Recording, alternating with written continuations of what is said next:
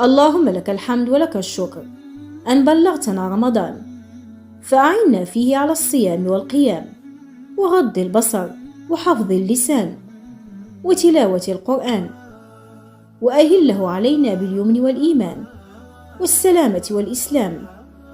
اللهم سلمنا لرمضان وسلم رمضان لنا، واجعل أول أيامه تفريجا لهمومنا واستجابة لدعائنا وشفاء لمرضانا ورحمة لموتانا.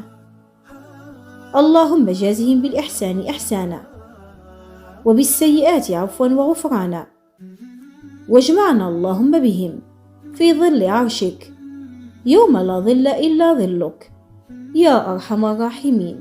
وصل اللهم وسلم على سيدنا محمد أشرف المرسلين.